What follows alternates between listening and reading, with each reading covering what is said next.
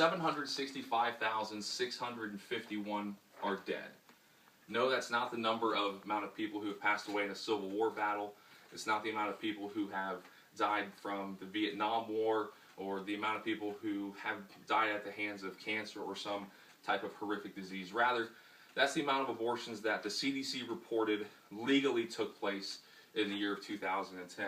And when we as Christians hear that number, it's alarming to us, and we want to find out what we can do about it.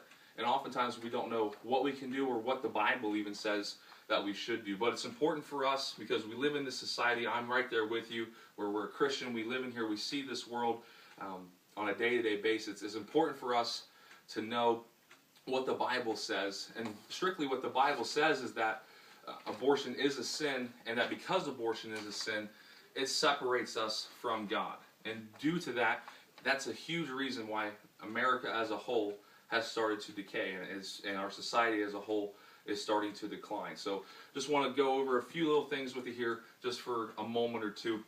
Now, according to the New Harvard Women's Guide, abortion is essentially just the involuntary decision, or it's the involuntary taking away of a life. It's involuntary to the baby, rather. The mother typically will choose to remove the fetus from the womb, and then the fetus does die in an attempt to not have to properly care for the baby. There are many reasons why this is done. Financial reasons, physical health reasons, or just reasons of strictly birth control where you're not ready for a child. When we look at the Herald magazine, or the Herald newspaper rather, which is a newspaper located in England, it discusses something about this whole decision of when does life start, whether it's at 12 weeks, whether it's at 20 weeks, when does that start? And the whole topic of the article strictly is telling us, because we're even having that conversation, it means that conception starts at life. Because if conception didn't start at life, then what was occurring up to that 12 weeks, or what was occurring up to that 20 weeks? One common definition of the word of life is the word growth. So we understand that there is growth going on for that fetus. It's a living organism. It is existing there. So we do understand that there is life going on at that time.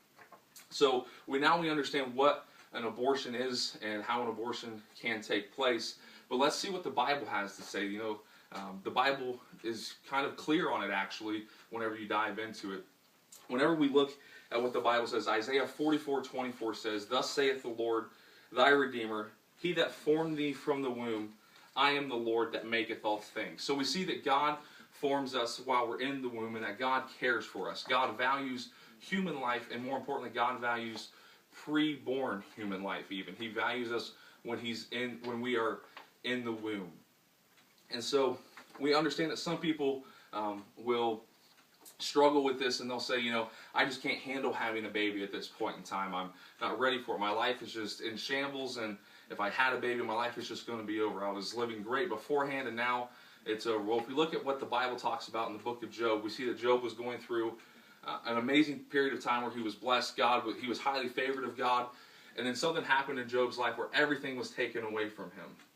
And when that happened, it would have been very easy for Job to throw in the towel and for Job to just turn away and walk away from God. But he didn't. He put up with that. He made it through, and he trusted God, and he ended up being highly more blessed than what he ever was at the outset. And we see that abortion is a sin because in the Bible it does say, one of the 10 Commandments is thou shalt not kill. The Bible does give credences and applications for capital punishment and for the sin of murder, and for murder in the sense, or for killing rather, in the sense of self-defense. However, abortion, because it's not some type of capital punishment and it's not a self-defense at all, it would classify under a sin because of that. Because it is a sin, the Bible says in the book of Romans, for the wages of sin is death. And because it is a sin, it does create a gulf, and it creates a separation from us because we're going directly against something that God values. So we understand what abortion is, and we understand that it does create a gulf between us. So what can we do as Christians? In conclusion, I just want to show you a graph here. This graph is showing us the number of restrictions that different states have been acting into place regarding abortions. We can see the highest one was in about 2011, where there was 92 restrictions on abortion. And then in 2013, it dipped back down to 43 different restrictions on abortion. So it's important for us as Christians to be active, to vote, to get out there and to let our voices be heard and to stand on what the Bible has to say. So thank you for hearing me today, and together we can change America one life at a time.